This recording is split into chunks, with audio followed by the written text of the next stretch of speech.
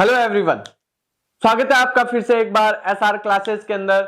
और आज हम इस पार्ट का चौथा भाग लेकर के आए और ये पार्ट थोड़ा सा लंबा हो रहा है, मेरे को पता है, क्योंकि मैंने जो वीडियोस बनाए हैं वो बहुत छोटे छोटे बनाए हैं। और जब आप किसी पार्ट को कुछ भागों में पढ़ते हैं तो आपको बहुत ही ज्यादा सरल लगता है, वो याद करने में भी आसानी होती है, समझने में भी आसानी होती है। इसलिए मैं छोटे छोटे पार्ट लेकर के आ रहा हूं इस पार्ट के लिए। अच्छा, बात करते हैं आज हम दक्षिण के कुछ क्षेत्रों के बारे कि दक्षिण का जो क्षेत्र था वहां पर कौन शासन कर रहे थे। वहां पर चोल, चेर और पांड्य, ये जो वंश है वो शासन कर रहे थे। और बात करें तो ये समृद्ध थे, शक्तिशाली जो वंश थे वो। लेकिन अगर हम मध्य पश्चिम की बात करें, भारत उपमहाद्वीप में मध्य पश्चिम की बात करें तो वहां पर एक वंश था जिसको हम बोलते हैं सातवाहन। इसके अंदर सबसे महत्वपूर्ण जो शासक थे जिनके बारे में हम आगे पढ़ेंगे, गौतमीपुत्र सातकर्णी, जिसके बारे में हम आगे पढ़ेंगे। सातवाहन जो साम्राज्य था वो दूसरी शताब्दी ईसा पूर्व से दूसरी शताब्दी ईस्वी तक ये चला था, यानी कि 400 सालों तक ये साम्राज्य चला था।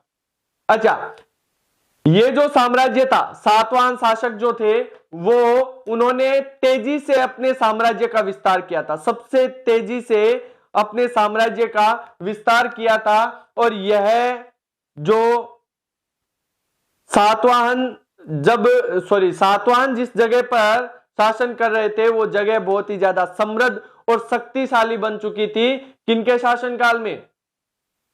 सातवाहन शासकों के शासनकाल में। अच्छा, बात करते हैं देविक राजा। अच्छा, ये जो पॉइंट है देविक राजा, हम देखते हैं कि कुछ राजा जो थे वो जनता के अंदर अपने आप को श्रेष्ठ बताने के लिए क्या करते थे? अपने आप को देवताओं से तुलना करते थे, अपने आप की देवताओं से तुलना करते थे कि हम जो है वो आपके लिए देवता हैं और हमें जो है देवताओं ने भेजा है आपकी रक्षा के लिए। अच्छा, बात करें तो इसके अंदर हम एक वंश के बारे में पढ़ते हैं, वो है कुषाण वंश के बारे में। किसके बारे में? कुषाण वंश के बारे में। बहुत ही कुषाण जो वंश था वो बहुत ही शक्तिशाली था। और इसके बारे में जो है जब कभी कंपटीशन की क्लासेस लगाई जाएगी आपको एकदम बारीकी से इसके बारे में बताया जाएगा। इस पार्ट के अंदर हम इसको इतना ज्यादा डीपली ले जा नहीं सकते, थोड़ा सा हम इसके बारे में पढ़ेंगे। कुषाण वंश जो था पहली शताब्दी ईसा पूर्व से पहली शताब्दी ईस्वी, यानी 200 साल तक शासन किया था कुषाण वंश के शासकों ने। अच्छा, बात करते हैं कुषाण वंश की, तो यह एक समृद्ध और शक्तिशाली साम्राज्य था, समृद्ध था और बहुत ज्यादा शक्तिशाली भी था। अच्छा, कुषाण वंश को जानने के स्रोत, यानी कि कुषाण जो साम्राज्य था उसके इतिहास को हम कैसे जानते हैं? तो उसके कुछ स्रोत तो हुआ होंगे ना। तो सबसे पहले वहां पर जो साहित्य थे, रचनाएं थी, उनके आधार पर, और दूसरा अभिलेख जो हमें मिले हैं उनके आधार पर, तीसरा जो मूर्तियां भी मिली है हमें, ठीक है, जो उत्तर प्रदेश का जो इलाका है ना, अफगानिस्तान और उत्तर प्रदेश का, जिसको देवस्थान बोला जाता था, कुषाण वंश में यहां पर देवस्थान बोला जाता था, वहां पर हमें कुषाण वंश के राजाओं की मूर्तियां मिली है। ठीक है, एक हमें कुषाण वंश के राजा कनिष्क की मूर्ति मिली है जिसका सर जो है वो बिना सर की है। ठीक है, तो खंडित मूर्ति मिली है हमें। दूसरा, हमें सिक्के और मूर्तियां, सिक्के मिले हैं, मूर्तियां तो बता दिया, सिक्के भी मिले हैं, उससे भी हमें पता चलता है। कुषाण कालीन जो सिक्के मिले हैं उससे भी हमें कुषाण साम्राज्य के बारे में या कुषाण साम्राज्य के इतिहास के बारे में जानने को मिलता है। कई शासकों ने, कुषाण वंश के कई शासक ऐसे हुए हैं जिन्होंने अपने आप को देवपुत्र कहा है कि भाई हम देवता के पुत्र हैं। क्या है? हम देवता के पुत्र हैं। अच्छा, जो चाहे बन सकता है भाई आदमी, ठीक है, कोई चांद का मालिक बन सकता है, तो ये भी देवपुत्र बन सकते हैं भाई, ठीक है। दूसरा है चीन के शासक, जो उस समय जो चीन के शासक होते थे वो अपने आप को स्वर्ग पुत्र कहते थे। अच्छा, ये चीन के शासक बीच में कैसे आ गए भाई? तो बुक में दे रखा है तो आपको बता दिया, क्योंकि क्या पता एनसीईआरटी जो है, सॉरी आरबीएसई जो है या यूपी बोर्ड है, बिहार बोर्ड है, आपके पेपर में डाल ही दे कहीं पर, ठीक है, कि चीन के शासक जो थे अपने आप को किस उपाधि से या किस तरीके से संबोधित करते थे, तो स्वर्ग पुत्र बोलते थे अपने आप को। आगे बात करते हैं गुप्त साम्राज्य। गुप्त साम्राज्य जो है हमारा जो इतिहास है उसके अंदर गोल्डन पीरियड माना जाता है, स्वर्ण युग माना जाता है, ठीक है। स्वर्णिम इतिहास जो है किसका है? गुप्त साम्राज्य का। क्यों? इसके अंदर जो शासक हुए हैं चंद्रगुप्त। अच्छा, ये चंद्रगुप्त मौर्य वाला नहीं है, ये चंद्रगुप्त गुप्त साम्राज्य का है, गुप्त वंश का है चंद्रगुप्त। फिर समुद्रगुप्त, जिनको भारत का नेपोलियन कहा जाता है। अच्छा, इस पर थोड़ा सा मैं कुछ कहना चाहूंगा कि देखिए, नेपोलियन जो है वो पहले आया या समुद्रगुप्त? हमें पता है कि समुद्रगुप्त बहुत पहले थे। कब थे? तो हमें पता है कि हाँ, जब कुषाण वंश थे ना, उसी टाइम की बात कर रहा हूं मैं, जब गुप्त शासक बहुत पहले थे समुद्रगुप्त, और नेपोलियन बहुत बाद में आए उसके। तो समुद्रगुप्त को भारत का नेपोलियन क्यों कहा जाता है? हाँ? नेपोलियन को यूरोप का समुद्रगुप्त क्यों नहीं कहते? नेपोलियन को यूरोप का समुद्रगुप्त क्यों नहीं कहते? समुद्रगुप्त को भारत का नेपोलियन क्यों कहा जाता है? ठीक है, तो बस इतना ही है कि भाई देखो, हमारा जो इतिहास है वो किनके लिखा हुआ है आपको पता ही है, आधे से ज्यादा, ठीक है।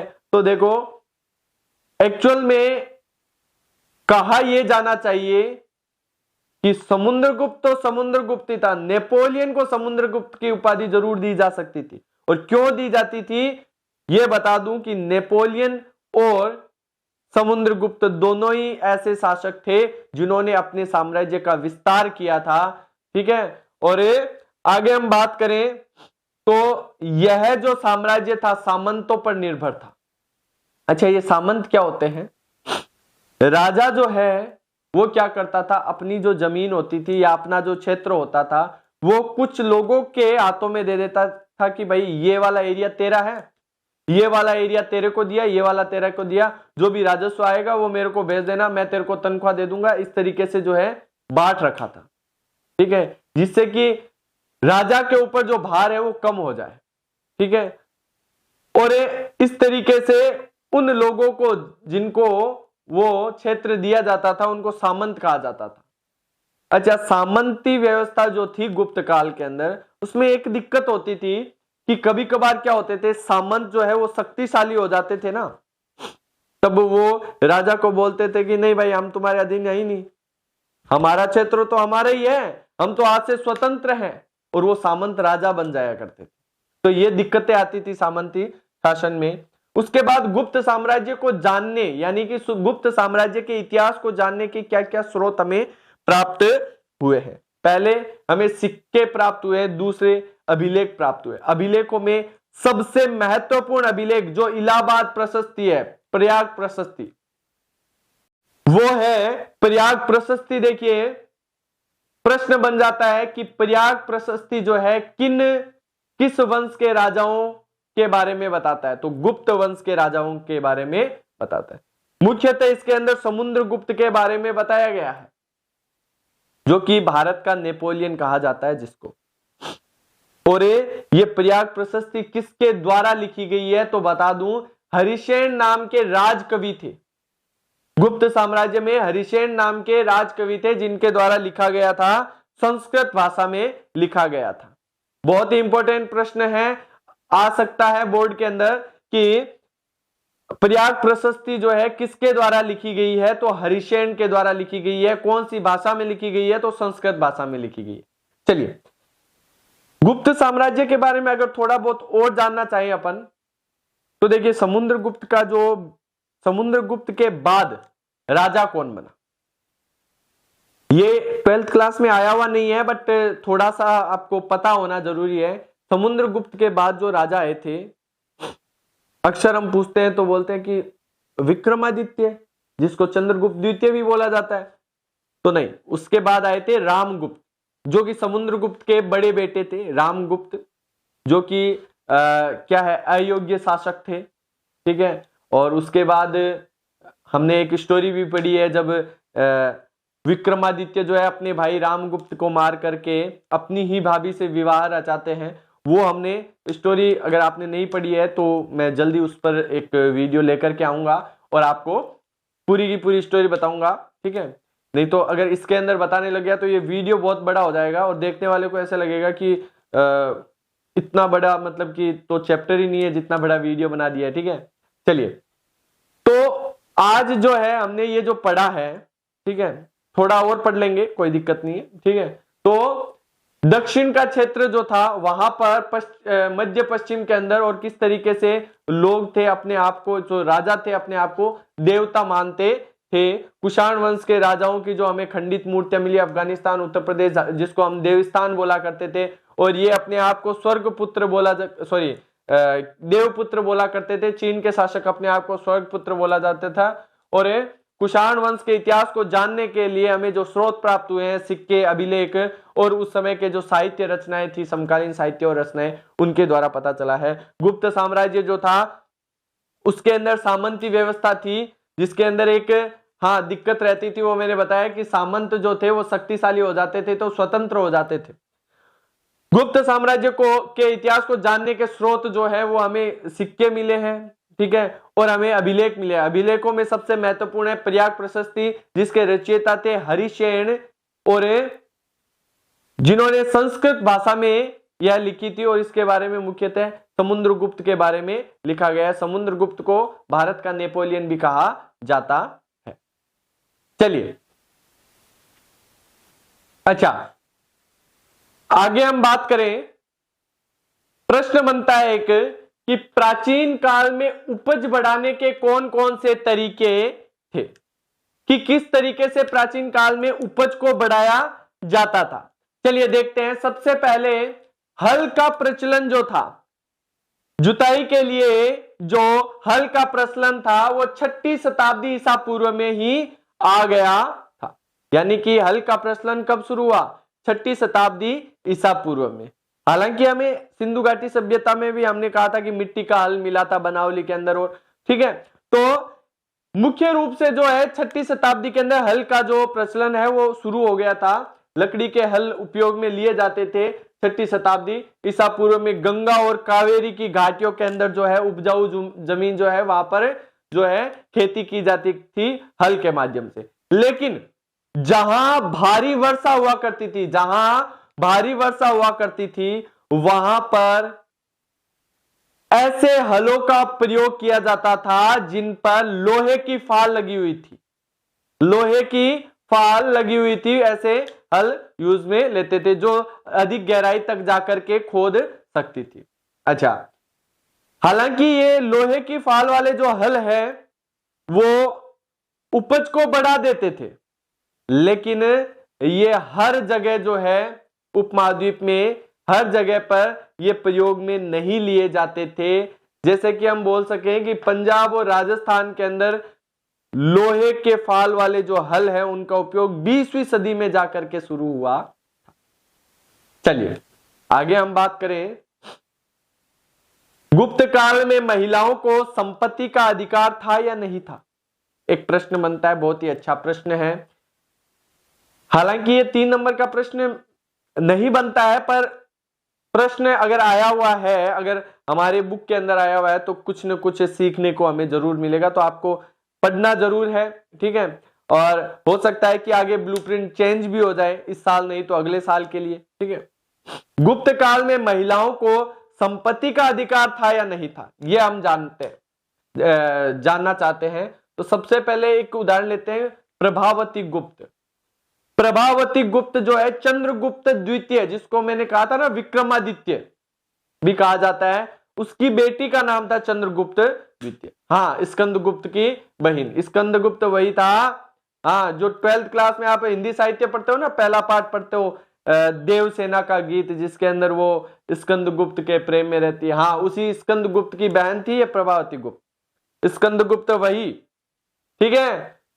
तो चंद्रगुप्त द्वितीय की बेटी थी और इसका जो विवाह हुआ था प्रभावती गुप्त का, वो दक्कन के पठार के जो वाकाटक परिवार का जो वंश था उसके अंदर इसका विवाह हुआ था।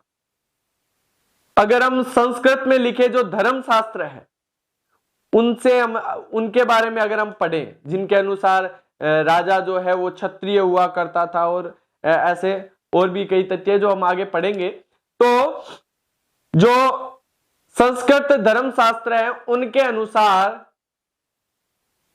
जो महिलाएं थी उनको संपत्ति या भूमि रखने का अधिकार नहीं था, कोई अधिकार था ही नहीं, ठीक है।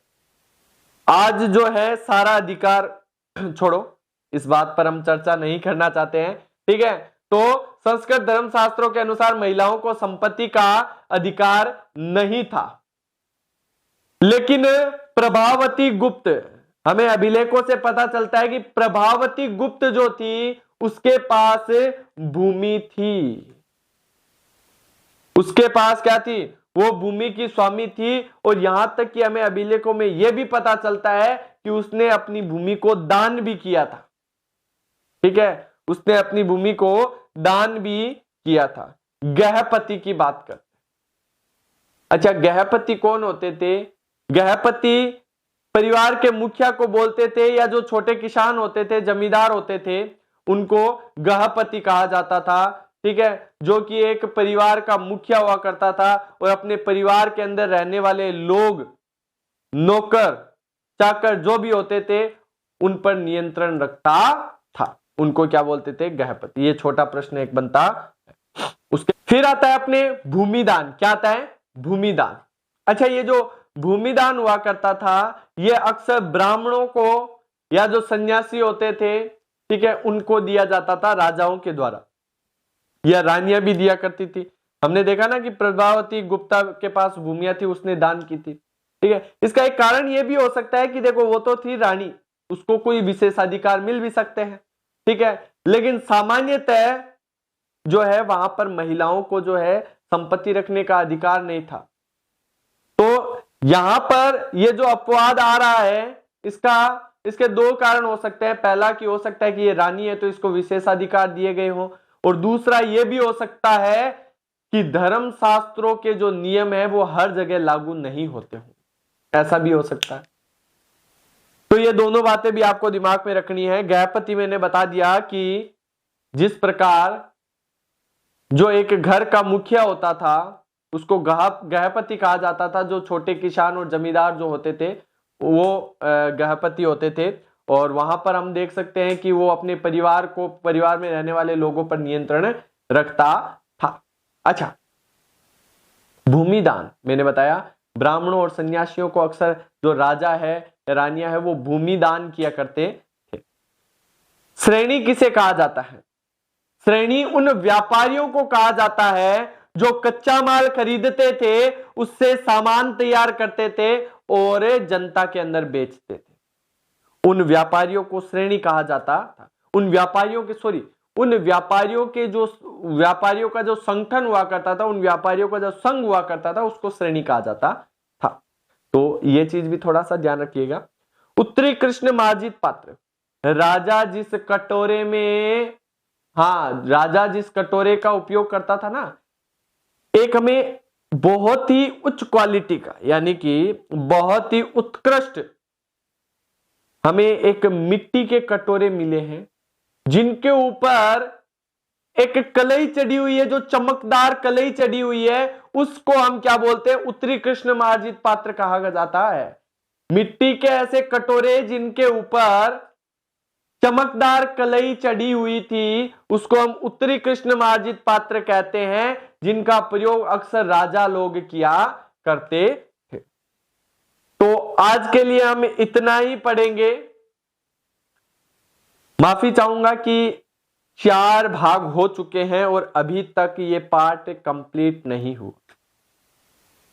तो एक पार्ट और चाहूंगा मैं कि एक भाग और लेकर के आऊं, ठीक है, एक भाग और लेकर के आऊंगा और इस चैप्टर को वहीं खत्म कर देंगे। तो ये चैप्टर थोड़ा बड़ा हो रहा है, लेकिन उम्मीद करता हूं कि ये चैप्टर आपको हार्ड नहीं लगा होगा, ठीक है।